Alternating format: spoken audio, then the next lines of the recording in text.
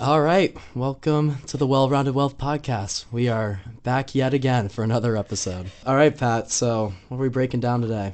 All right, today we have a interesting one on joy versus pleasure, and these two things definitely get mixed up. Or I would say Yeah, that, especially in our younger years, we think of them as things that are very aligned and pretty similar. But as we've continued to grow, and especially in my life, I've started to kind of realize what the difference is between something that's joyful to me and something that's pleasurable. So, um, yeah, why don't we kick it off right there? yeah. Let's get rolling. So, I guess we've done our research for this a little bit, so we kind of found what like textbook definitions are of joy and pleasure. Yeah, So yeah, you want to talk about that, then we can break down our personal definitions. yeah, for sure. Yeah, so in their basic forms, what are joy and pleasure defined as? So, pleasure, to start off, is a feeling of satisfaction. The difference here is that this is a temporary feeling that comes as a result of something external. On the other hand, joy is a feeling of unlimited happiness. There is something limitless to it, and it's a choice for us. It's kind of a flow of something that happens in a certain moment or moments or periods of time throughout our life. It's that feeling of being alive.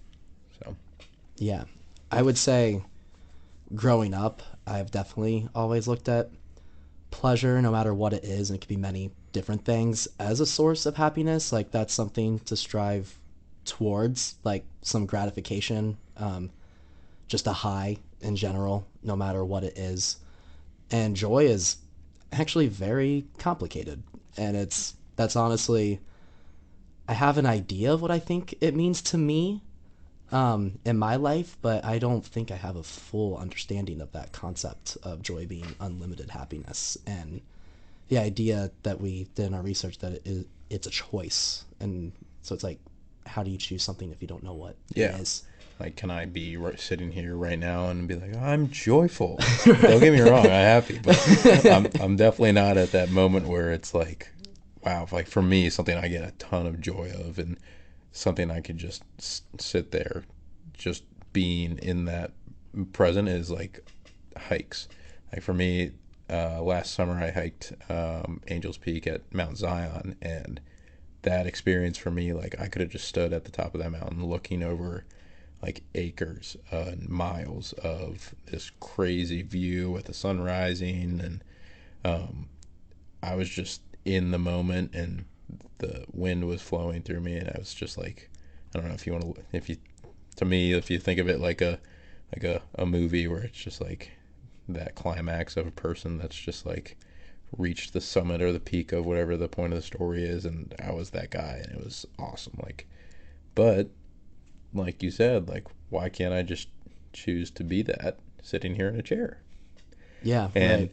I think another thing we did a little looking into, and I've looked at, is like the different kind of religions.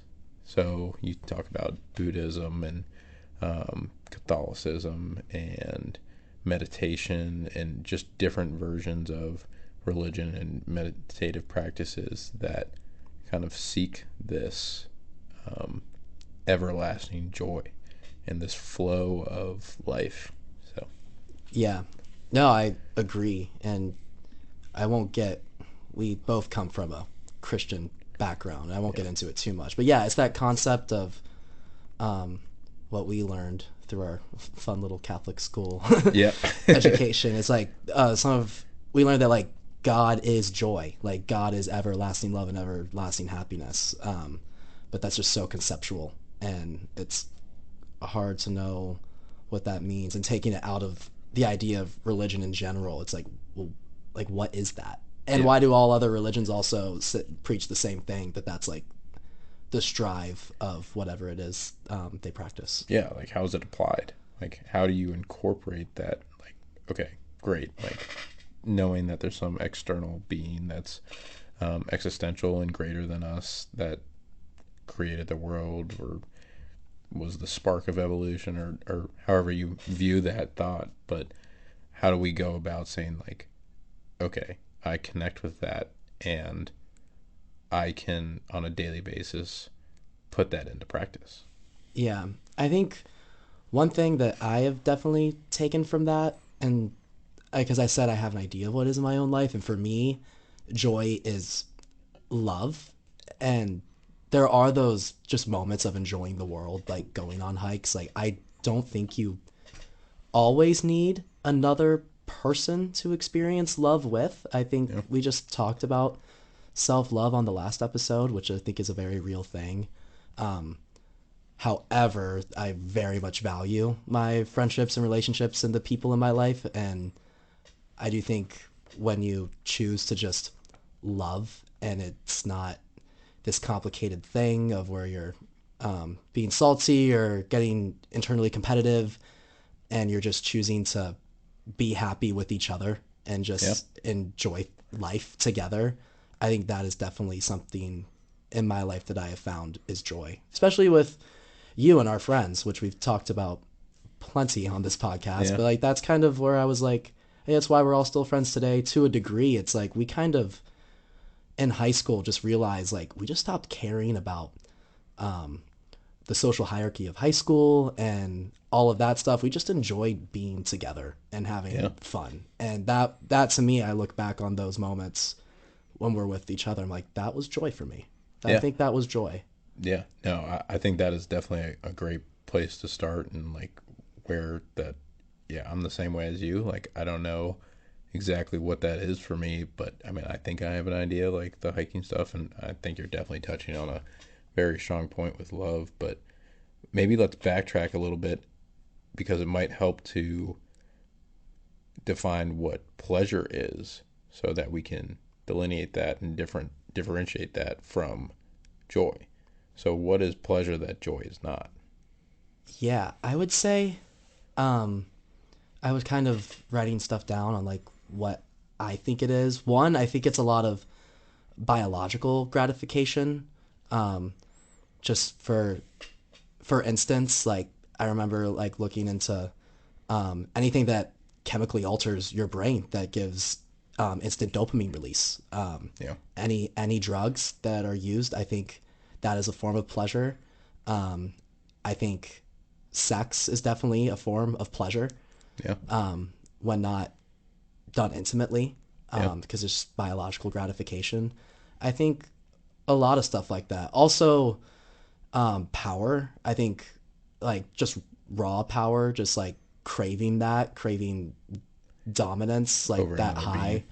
high. Yeah, totally. I think that's another form. What I think they all have in common is that they give you like an unbelievable high, and it's more intense than anything that you feel through joy. Like it's a higher intensity, but it's something that you, if you wanted to spend your the rest of your life achieving pleasure, you will chase it for the rest of your life.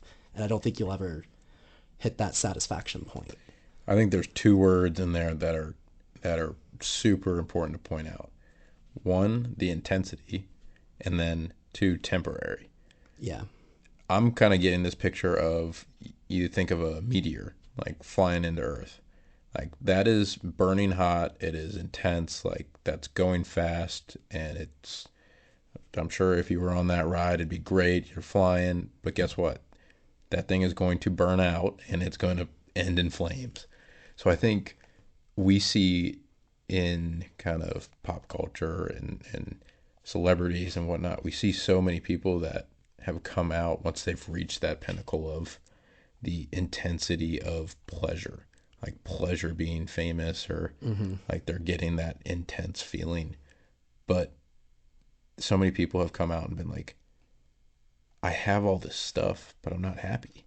Right. So, and I think that point you brought up is really important. It's like if you keep chasing something that's only pleasurable, you are never going to actually grasp it, because you're going to just, let's do it in terms of money. You reach $1 million. That's great. That's a really good goal. Like if that's what you want to do. You have But guess stability. You don't what? have to worry where you get your next meal or anything, paying your rent. Exactly. Yeah. But guess what? You have $1 million, and then that opens your eyes to, what does $5 million get you? What does $10 million Then, get then you? you want your yacht, and then you, Yeah, yeah. exactly. So how far can you stretch that number? And that's what I think is really hard to do, because you have your basic necessity of like, okay, I need that number to cover where I'm at if I want to live a certain life, but there's people out there that don't have any of that number, yet they're extremely happy because they don't know what else they need to achieve, because they've found that flow of happiness of where they're at, and that joy of, I'm in this space right now, I'm going to make the most of it. Yeah, I obviously very much agree with that. One thing I want to kind of bring up, because I feel like even when I'm hearing of our examples of pleasure and even a strive for financial wealth, like, is pleasure like bad to even have it all? Is pleasure completely unnecessary in life, and to truly live a full and Well rounded. satisfactory, well-rounded life, do you need no pleasure? Is no pleasure a necessity in that? Yeah. And here's where I think pleasure is actually important, Mm-hmm. because pleasure opens our eyes to new experiences that bring us joy. It's that shift from having pleasure to joy. So let's say it's like, okay, you need money to go skydiving. Think of it that way. If you never had money, there's a good chance you're never going to go skydiving because you don't have access to it. Right. However, if you, that first time you go skydiving, you're like, oh my God, this is an intense rush. Like, it's such a high, and oh, it's temporary. Like, I only got to jump out of a plane for 5 minutes. But what if you keep going back and you find yourself when you're out of the plane and you're just in the sky falling? Like, nothing else could be happening around you. It seems like a moment in time is frozen. Like, there's that ephemeral moment of just like peace, and you're flowing through the air is flowing around you. Like, that's where I think we need pleasure in order to open our eyes to more joyful experiences. Yeah, I think because some of my favorite experiences that I've ever had in my life, there's a pleasure involved in it for sure. And I think I look back on it though, and Patrick's chair is so Yeah. squeaky. So bad. Anyways, but yeah, as I was saying, pleasure is definitely involved in some of my favorite experiences that I've had. I think that's okay, and I think that's honestly great. And because I do look back on those, it's not just because of the pleasure that I loved that experience. Yeah.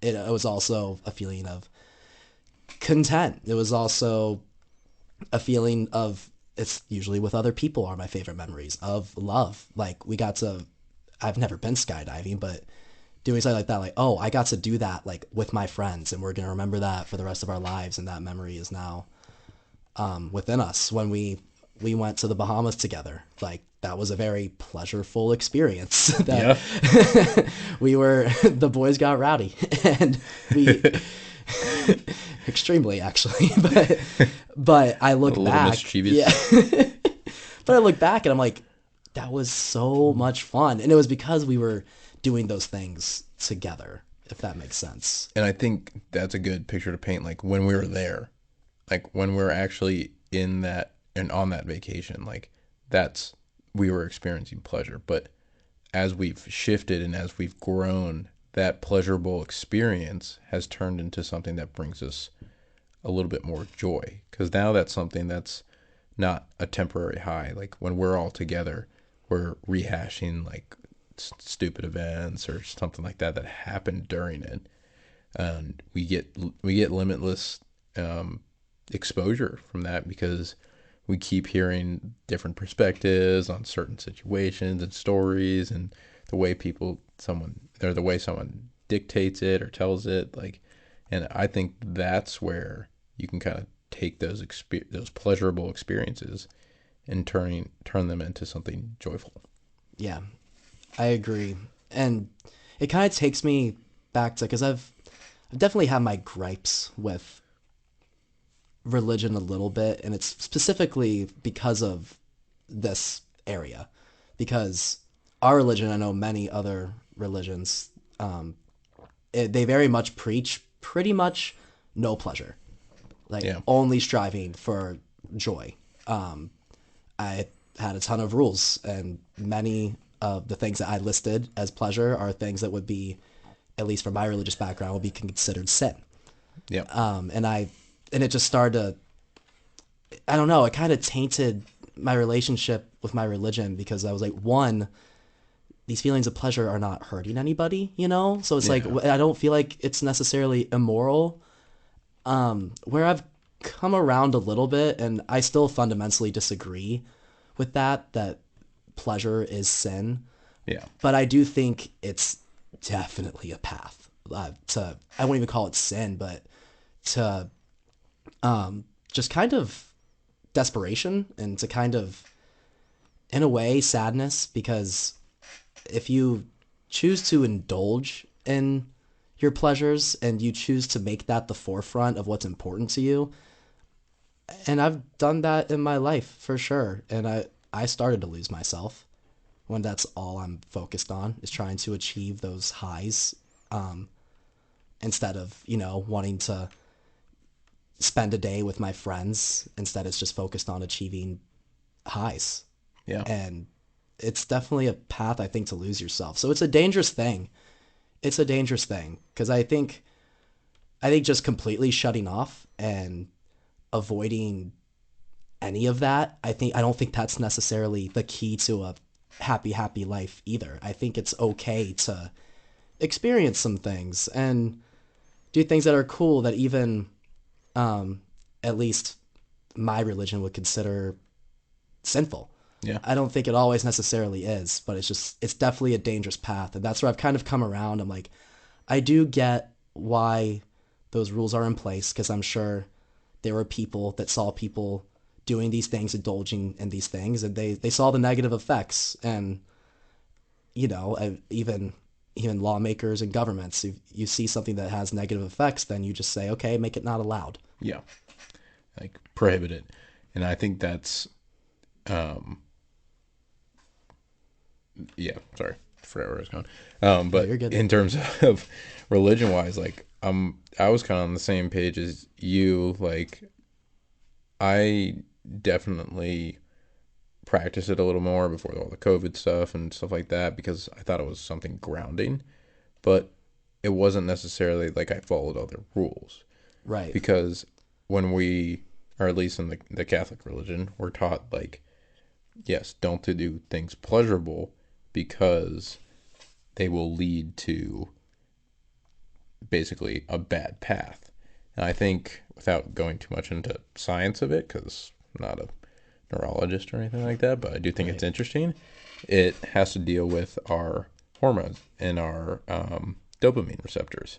So, like when we do that pleasurable thing, whether it's biological like sex or I don't know, do drugs or something that reacts and causes a reaction in those dopamine receptors, that dopamine floods our brain and we get like you said, an intense high from that. But we also have to come down from it.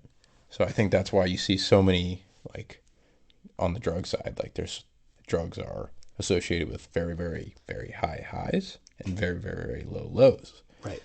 So it is that gateway to a like scary and kind of dark path. Yeah, I mean, I think drugs are probably a prime example because it's literally affecting your brain chemistry of Yeah. what even natural pleasures can do to you. Because I think it does. Like, you get a really high from something. Because addiction isn't just in drugs, in my opinion. I think it's in many things. But you get withdrawals. In the case of drugs, you get actual like body withdrawals. Yeah. But I think in other pleasures too, I think you get withdrawals from that as well. Yep. No, I mean, people are alcohol addicts or sex addicts or like there's definitely and both of those things like Well, actually, alcohol targets your brain, but like sex wise, I was keeping my mouth shut. that's a drug. Um, but like with the sexual side of things, like that's a biological reaction. But at if you approach it to where you're not doing it purely on the emotional level, and it is for just purely biological temporary pleasure, that's where you're just going to constantly chase that high. And I think, Yeah. honestly, out of all the things we've talked about, that's probably the finest line. Because naturally, as humans, we have a propensity to want to have sex Yeah. and reproduce. I've been beating around the bush of sex too. This is the one I relate with the Yeah, most. yeah. Because it's definitely a fine line to draw, and that's I'm not even going to start to go into that because that's a whole entire chemical reaction where Right. it's something that you and another person see each other just a different way to Yeah. have that kind of connection. So Yeah. No, honestly, I've definitely like that's something I guess kind of indulgent. I don't know if that's the right word. No, it is. John, you dirty dog. No. But no, it starts to take a toll. It is yeah, it just I've started to have a bad relationship with it, and I've Yeah, definitely focused recently on trying to make that a much more intimate thing in my life, an intimate experience. And that's another one, like the the no sex before marriage rule, right? And like we're all told that at a young age, and yet our hormones are going crazy, and everyone wants to do it so bad, but we're told that we're going to hell if we do it. That was an interesting complex, so I kind of like turned on that completely. I still, I don't think like, well, the construct of marriage, like what is marriage within the church, all the structural things, put that aside. But I do now agree that it is important to be an intimate thing. yeah, I don't think I'm going to hell for having done it in the past, like I was told. no, But I do agree with the idea that it is something intimate because it is, again, a huge path to joy and connection between another person. yeah, And I just want to, I've been focusing on making that the much forefront. more, yeah, I'm making that a forefront, making it a much more intimate thing in my life. And so far, it's actually been extremely, I think, beneficial to me. And it feels healthy. Yeah, that's awesome. Yeah, I guess on that point too is like, how do we consciously bring full awareness to those joyful experiences in life, like bringing it back to joy as opposed to just pleasure? Like, how do we differentiate a experience and turn that into something that's more joyful than something that Mm-hmm. you quote unquote indulge in? Thanks, Pat. Thanks for that. Hey, your words, not mine. I would say, I would say, I would say, um, and again, thank you for that question, Pat. It's a really insightful question. I would say, honestly, like, I think I talked about this in the first episode briefly, but it's like lights out tomorrow. You look back. What do you remember the most? What is the most impactful? And it's, I promise you that wouldn't be, oh, that one time where I, had sex. Yeah. That's not, no, that's a crazy thing to think. Yeah. But it is like, when I think of those moments, I guess, for examples, I remember like, I would remember my dad reading me stories before I went to bed. Yeah. I would remember saying bye to my sister for college, and she acted like she didn't care, didn't know how to act, and then when I hugged her, she held me tighter, and that was such a beautiful moment. Yep. Those I can go on, and I have more, but those type of moments I think are what I was like. That's just it felt so beautiful. Just those small intimate things. I use my family, and I have so many more with them, and plenty with you and my friends. I think those are what really matter, and those are what I'm trying to focus on even more. So I think that's kind of what I have to say about that. I think it's just trying to focus on those moments. Yeah, and I think I think the thing that kind of paints the best picture in my mind is this sense of flow. And I'm actually reading the book called Flow. It's I'm gonna mispronounce her name, Mahali Shizla. I'm not even gonna try it, but some long last name, and it talks about kind of the point that we're talking about right now is how do we differentiate these two things and find flow and everlasting happiness in this thing we call life, this continuity of we're waking up every day doing something, going to bed. Like, where is that going to lead us on a day to day basis? Hmm. And I can definitely tell you that this book has some pretty deep and intellectual stuff. So I'm maybe about a month into it, and I've gotten like 30 pages down. So Wow. um, it's definitely a slow read, and I definitely want to. I forgot it today, but want to bring it when we record again and kind of pull some quotes out from it because I think it's really um, something good to break down, and I'll do the hard work of getting through it. But I think that's the best picture for me. It's like when you're hugging your sister and she hugs you tighter. It's like okay, no words were said, but that small moment of you guys embracing each other and then hugging a little bit tighter is that like that limitless feeling where it's like I'm never gonna forget this, and I can keep coming back to that and keep coming back to that and keep coming back to that.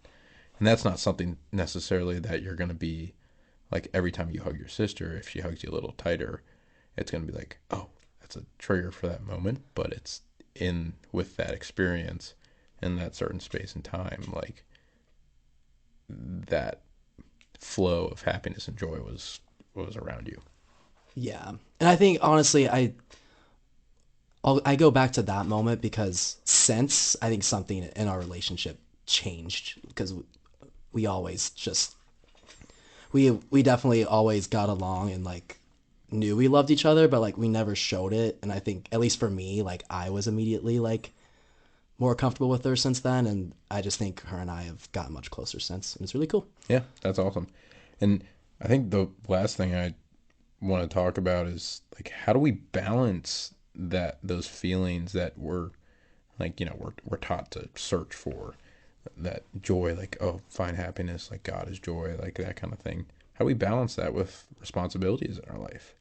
I mean, granted, you and I are 22, we really don't have that much, but imagine being a parent with 3 kids and a wife and a house and a mortgage and a job and all that stuff. Like, how do you break out time to have joy where it's not like, okay, I get my 2 breaks or my 2 weeks off a year and that's when I can have joy? Right. Um, I've one thing that I've heard that a group of guys do who are like in their late 20s is that you just gotta schedule time. Because another thing we always talk about is that our time is so valuable. It's the most valuable thing we own, in my opinion, is our time. 100%. So I think if you schedule time, and even though if your weeks are super busy and you do have all those responsibilities, I do think, and I hope I remember this when those responsibilities do come, and I Yeah. am in that situation, that there's always room to make some time to just spend with the people you care about or do something you want to do. Yeah. It's not limitless, but I think if you work hard to fit that in, I think you can no matter what. Yeah. On a day. Yeah. And I think one of the best things that I do and I would encourage others to do is take a sticky note and write on your mirror. Like, just in a world that we live in where we're constantly berated by emails and like, can you do this? Can you do that? Do you want to hang out? Like, oh, this looks cool. Let's go try that. Like, just write a sticky note on your mirror and say like, do what you love, do what you find passion in, do what you enjoy. Just a little thing every day, and I think that'll continue to compound as we keep getting older and keep growing. And that's definitely helped me because, like I said in the intro episode, like that's where I got hit by that kind of. virtual wall where I was like, oh my God, I'm just working and I wasn't doing stuff that made me happy, but what was I working towards? Right. So like that's why I'm trying to take that time, like you said, like schedule it even if it's 5 minutes every day, 10 minutes, 15 minutes, like the world is not going to end if you go offline and just do something you love for that short amount of time every day. Yeah, totally. I couldn't agree more. This is a good one. We talked about things I didn't think we would talk about, but here we are. Yeah. So remember, if you indulge, do it once and then you can. I'm gonna kill you. We're ending this right now. Thanks for listening. All right. We're just joking around, but yeah, we appreciate you guys listening. No, again. we really do. Thank you guys so much for listening. Alrighty, we'll see you guys on the next one. All right, peace.